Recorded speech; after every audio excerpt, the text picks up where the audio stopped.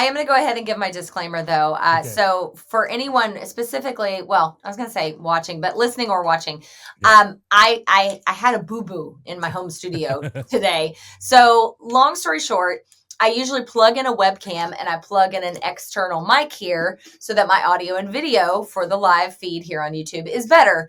Yeah. But as I was trying to get ready, I ran over with my computer chair, my little, what is this called, Huey? An adapter? It's like a hub, like a USB hub. Yeah. Yeah. So I ran over the little prongs. You can see there, it's like crunched. And so I can't plug it into my laptop anymore. Therefore, I can't have external shit into my laptop. So here we are. So I don't look as great and I probably don't sound as great, but it is what it is. Actually, I'm going to take out my earrings so they don't bang my AirPods, which is where my audio is coming from. But we're still here. Do we still get points for being here?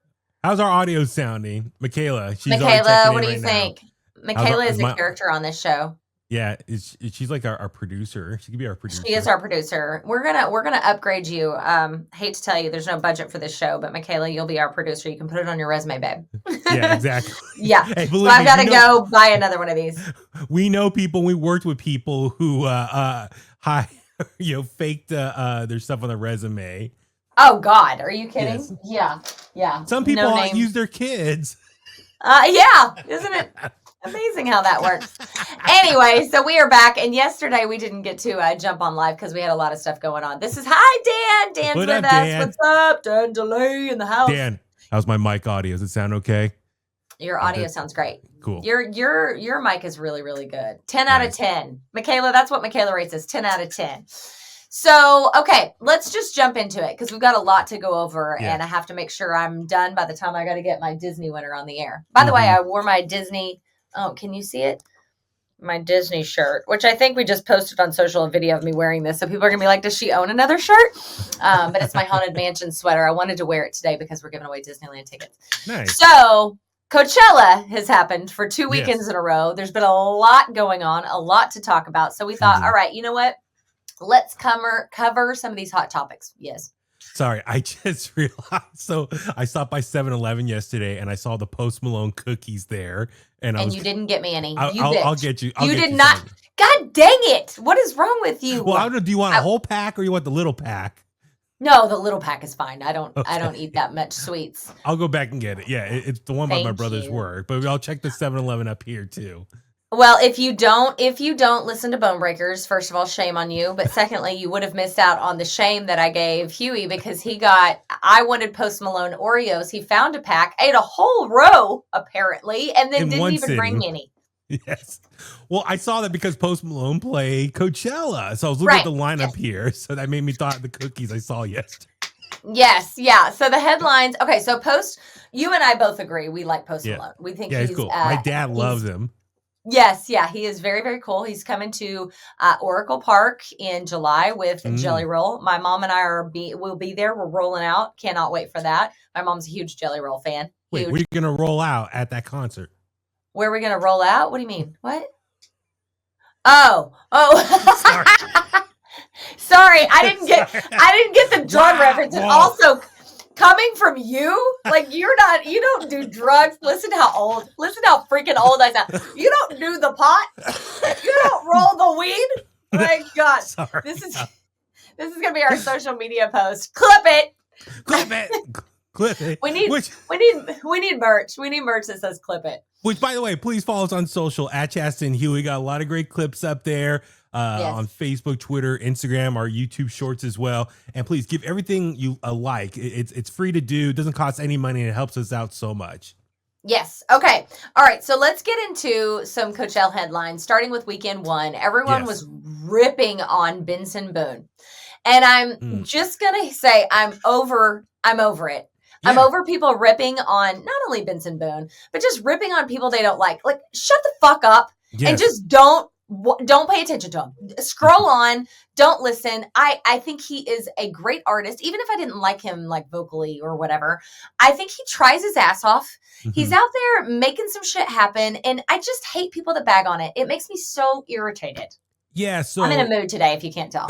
I can tell. So yeah, this past weekend was weekend 2 for Coachella. The weekend before was weekend 1, and Benson Mood, who was looking at the. Did you say Benson Mood? Boone. Benson Boone. Okay, Lamont. Benson Boone. I can go on a separate tangent. I know. Remember, we're live. We can't edit this. Careful. Bite my tongue. Yes. But, yes, Benson Boone, he was, looks like he was close to the top, like almost, not the headliner, but one of the headliners, Lady Gaga was. But so he covered Bohemian Rhapsody, and he was dressed up in a jumpsuit, sequence jumpsuit, kind of Freddie Mercury-esque. And which is his style, by the way. He's always in a jumpsuit. So I don't know who he, after last Friday, I looked him up, and I was like, who is this guy? And I guess he was American Idol contestant a few years ago. So you didn't even know about him at all before Coachella? No. Amazing. Okay, so all right, I've only known about for what, a week and a half now. Like, he's on my radar now. I found him on TikTok. That's where he exploded, was on TikTok. Which I will get into second. My point about what he did was awesome. So Benson Boone, he had the sequence Freddie Mercury-esque. He jumped off the piano like a flip, and I was like, that's badass. Landed on his feet and kept walking. But during the first weekend, he was covering Bohemian Rhapsody, and he had Brian May come out. Like, it was awesome, like, entrance. He made him rise up from the top of the stage, and he rips into his solo during the performance, and it was epic. First off, I do want to give what's the word? Bad props to the Coachella social media people.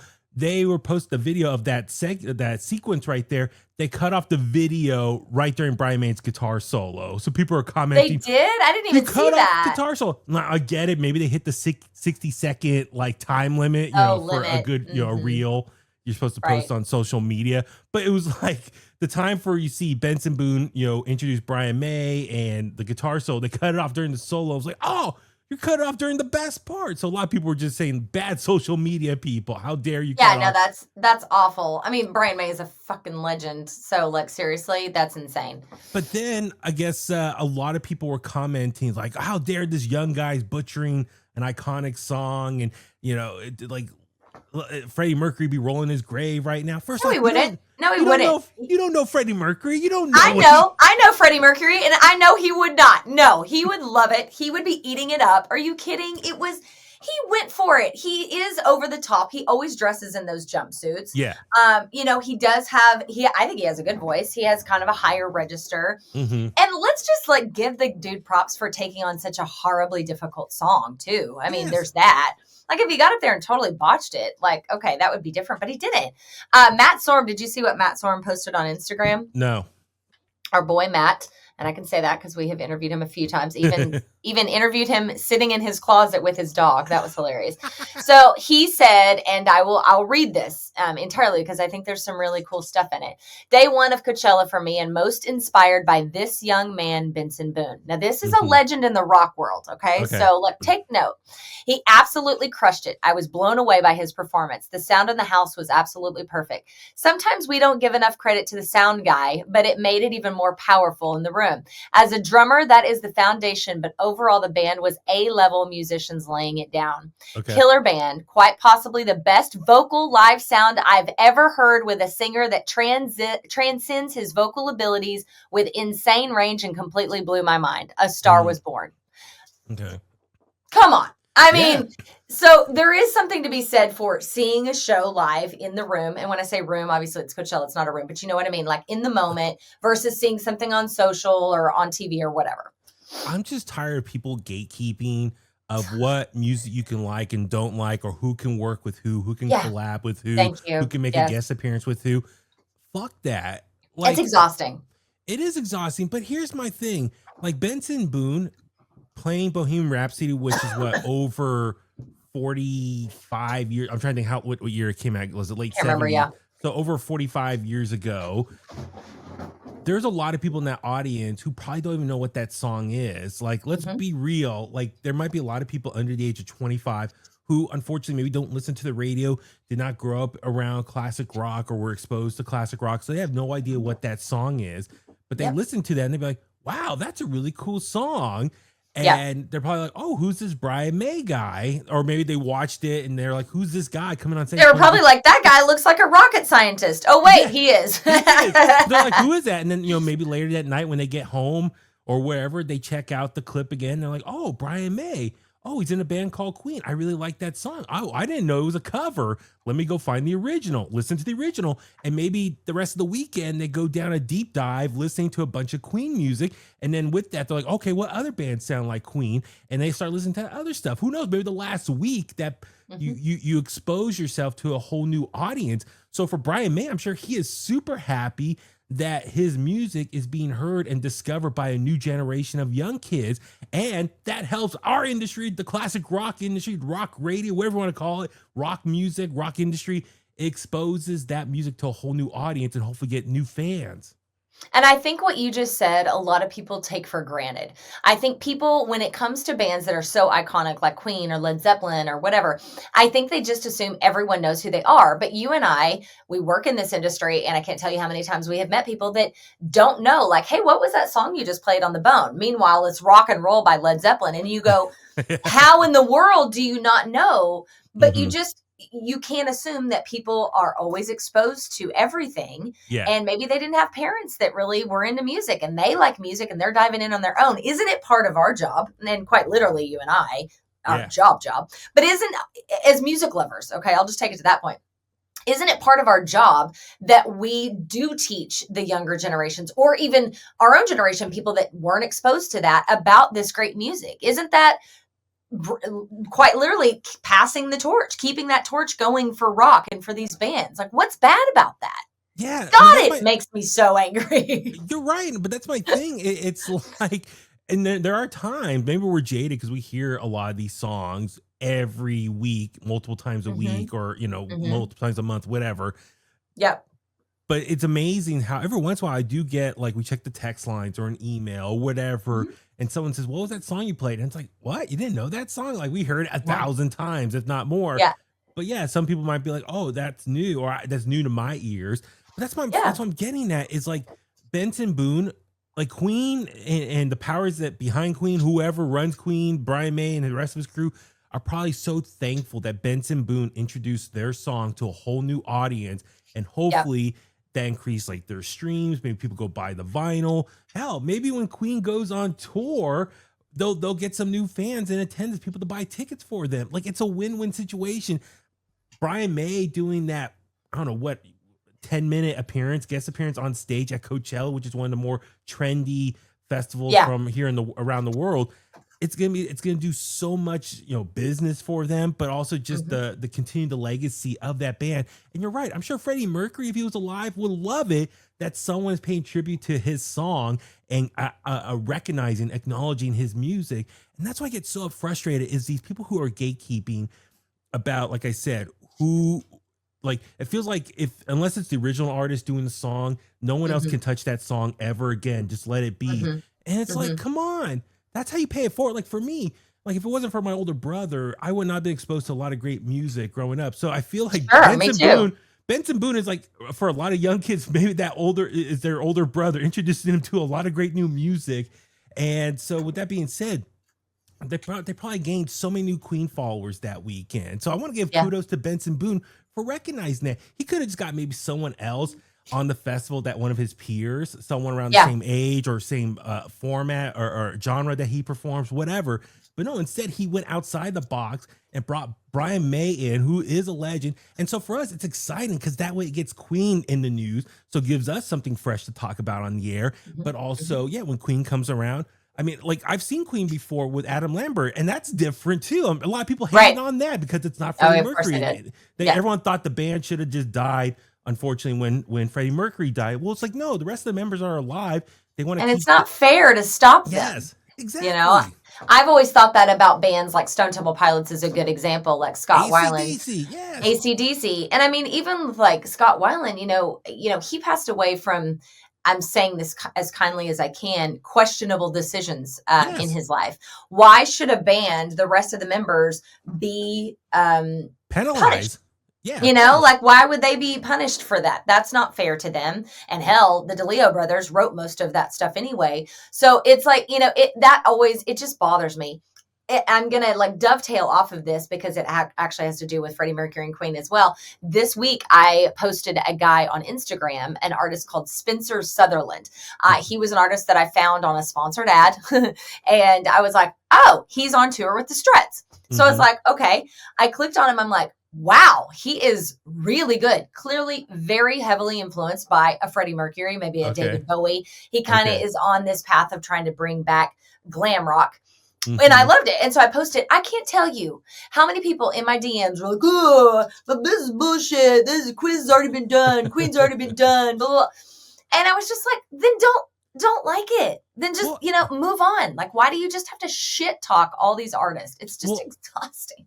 Well, that's the thing too, is like, that's my thing too. Like, you think about like Greta Van Fleet, for example, when they first got big, everyone's like, it's a Led Zeppelin ripoff. And it's like, okay, I see the influence and the look and everything. And it's like, they're young, they're just getting started. And so let them age a little bit. And over time, they kind of evolve, and they have evolved since then.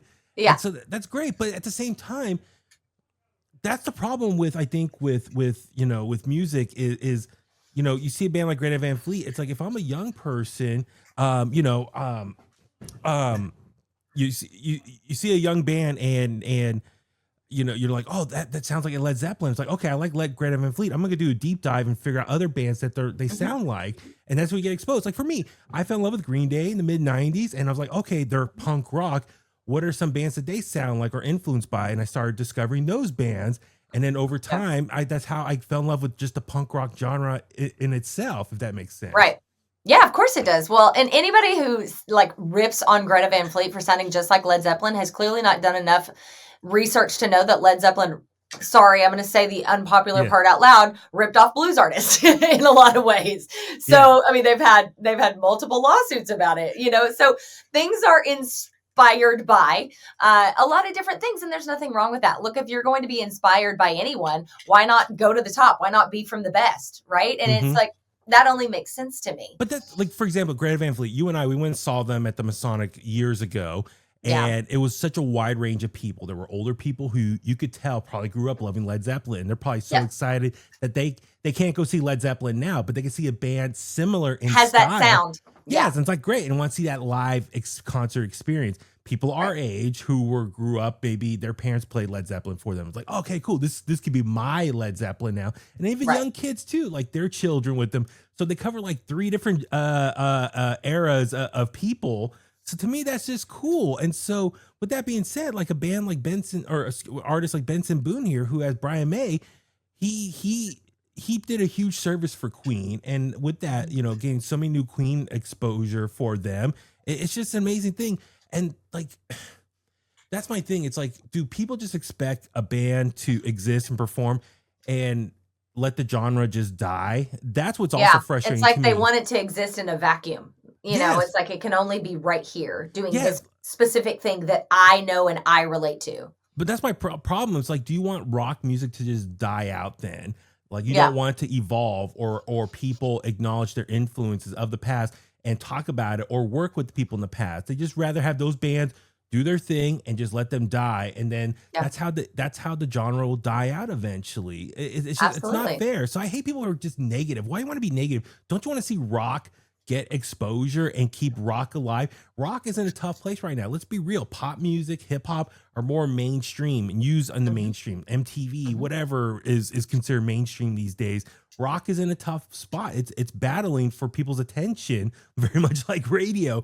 So that's why I'm saying, like, anytime rock can get the rub, as they say in pro wrestling, the rub by working with or being affiliated with someone in the more mainstream, it just helps out the rock genre in general as well. I agree. Yeah. And being in some of these headlines with Coachella definitely does as well. Green Day, let's spill the Green Day drama between Green Day, better said probably Trey Cool specifically, and Charlie XCX. Okay, so I'll give you the overarching headlines, and I want you to cover the rest because Green Day is your favorite band of all time. So basically, Green Day was a headliner. Charlie XCX was like just before them. So the second tier, not co-headliner, but second tier. And she was seen at an after party wearing like a sash that said, Miss should have been the headliner. Like basically saying, and everybody took that as a dig directly at Green Day because she played before Green Day, right? Yeah. And so that was like all of the hullabaloo. I love that Trey online posted a picture on Instagram of himself wearing a sash that said actual headliner, yes, which I thought was just brilliant.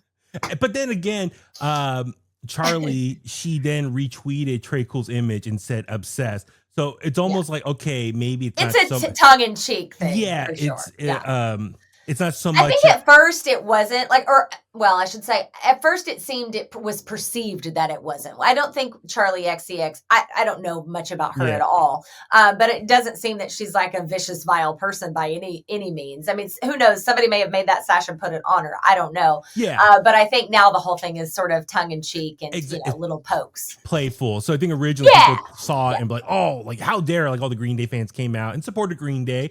And said, how dare she, like, screw her. And then the fact Trey Cool, has a response like, yeah, there we go, Trey, speak up for the band, defend the band. That's great. But then the fact that she then responds like, oh, cool your horses. It's right. They're being playful with each other. It's not that serious. It's really not that serious. But I mean, I will say for the record, if Charlie XCX was really serious and was really throwing shade, I never think that looks good. I never think, no matter what genre you're in, no matter where your place, where your lot in life is, I think you should always be grateful to be where you are. Like, be grateful for standing in the moment that you're standing in. So I'm not saying that she was, but if she was serious, that's my thoughts on it. Yeah, it's you're playing one of the biggest festivals in the world. Back-to-back weekends. Most festivals can't do back-to-back weekends, and all the attention you get. So it's and watch Green Day and her might maybe do a collab or something down the road. I think that would be fun because I'm not anti-collab. I like when genres cross over. I think it's interesting. I like when Lady Gaga played with Metallica. I like when a pop artist cross over into rock and show that side of their love of music. I think it's interesting. Yeah, exactly. So it's we'll see how it goes. I think, I think that's the big takeaway I want people to realize. It's like, I think you and I love our job. We love our industry. We know the lifeblood is the music, and we want rock music, since we are part of a rock format station, to keep staying relevant. And let's be real. We know a lot of these bands are getting older. They're not as active or as busy or doing things outside of touring. So sometimes there's not a lot to talk about with these bands. So when a big legacy band, one of our hardcore bands that we play, does something significant, we make a big deal out of it, and we want people to embrace it and care about it. And hopefully it will trickle down to us, be like, oh, you guys play Queen. Who knows? Maybe some kid last weekend who was at Coachella is from the Bay Area, went down there for the weekend, fell in love with Brian May and Queen. Maybe they come back to the Bay Area and start listening to us now because they're obsessed with Queen now. So that's, the full, the full circle here, as far as that's why we're so open. We're okay with bands working together and artists of different genres working together, young embracing the old and whatnot. It's I just don't get it. Like I said, when people complain, it's like, what do you want? You just want people not to do it at all and just let the music die. And to me, like I said, that cannot happen. That's not fair. I mean, I'm sure Freddie Mercury would be pissed. Yeah, I think to boil it down even more, like, yes, you and I work for a rock radio station, so obviously we want rock and radio to survive, no question about it. But I think even boiling it down to just the basics of who we are, you and I, to our core, love rock. Period. Like, we love a lot of different types of music, a lot of genres. I mean, I listen to 1930s jazz a lot of times. Like, I listen to all kinds of stuff. But to my core, I'm a rock girl. I'm a rock fan. You are as well. So we want to keep that alive. But I think rock, and this is going to be a hot take. And actually, I just pulled up the comments. I didn't have them on. Dan DeLay loves when I get sassy. Dan, here we go. This is going to be a bit sassy. I think rock sometimes in that way, we can be a little bit of our worst enemy, because we're like, oh, if you like this kind of metal, then you can't like that over there. Or if you like this kind of rock, then you could never like this. And it's like, we pretend and I'm saying as a big group, right? I think we pretend that we're all inclusive. Like, we're the freaks over here, you can come in our club, but that's actually not the truth.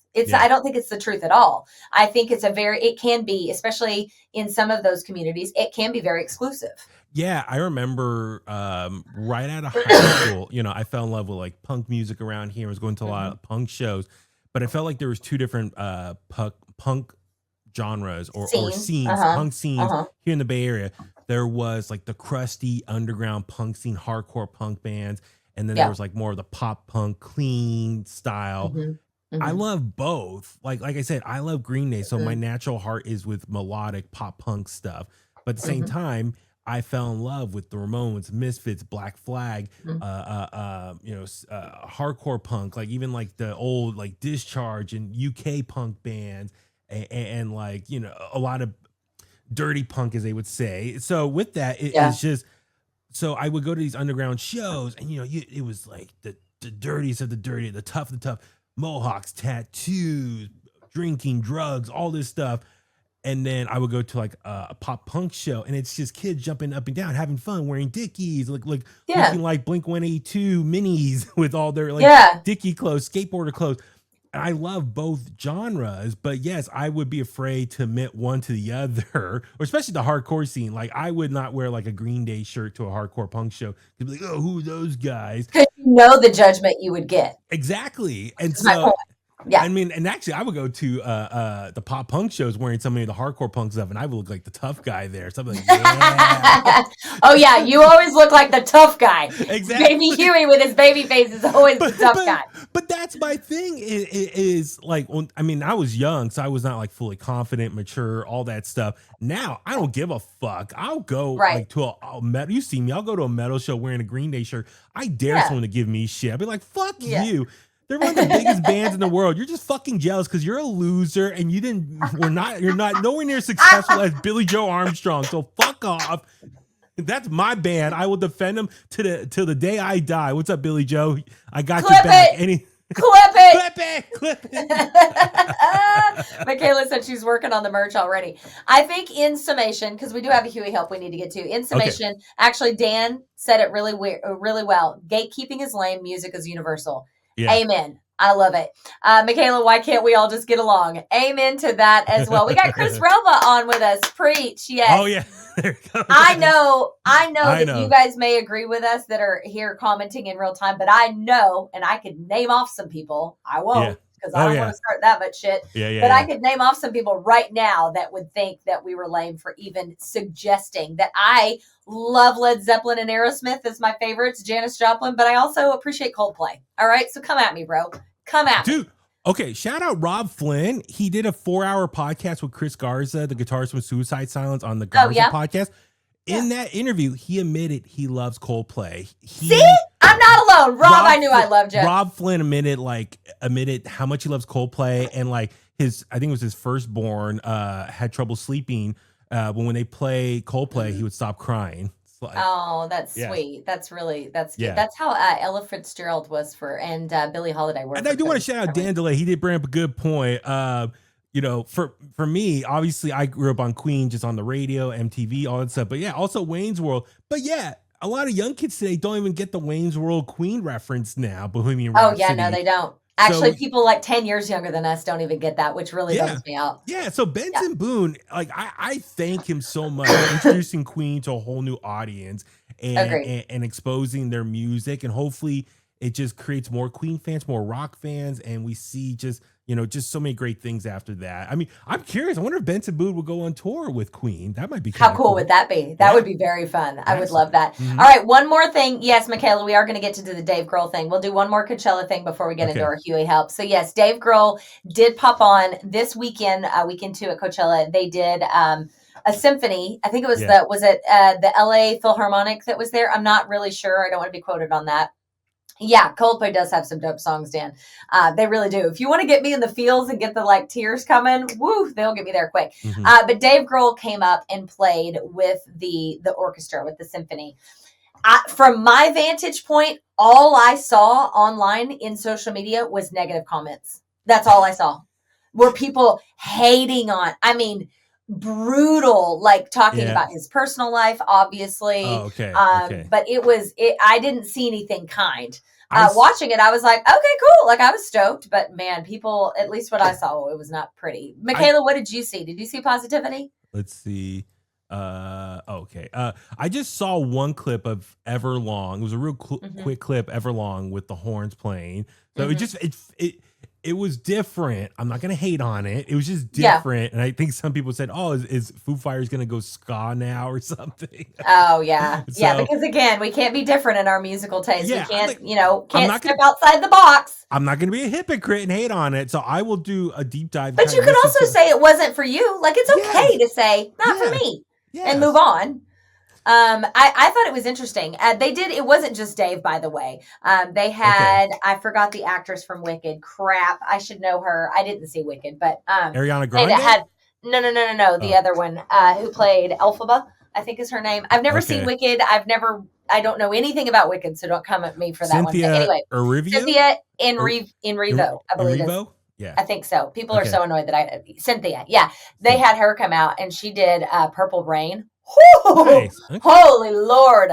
Again, I'm not into Broadway. That's not my genre. I usually don't really dig into that stuff, which is why I've never seen Wicked. But oh my God, that girl can sing her ass off. And that's one of the greatest songs of all time. So, there's that. Okay. Sweet. So, yeah. Okay. All right. That is our Coachella wrap.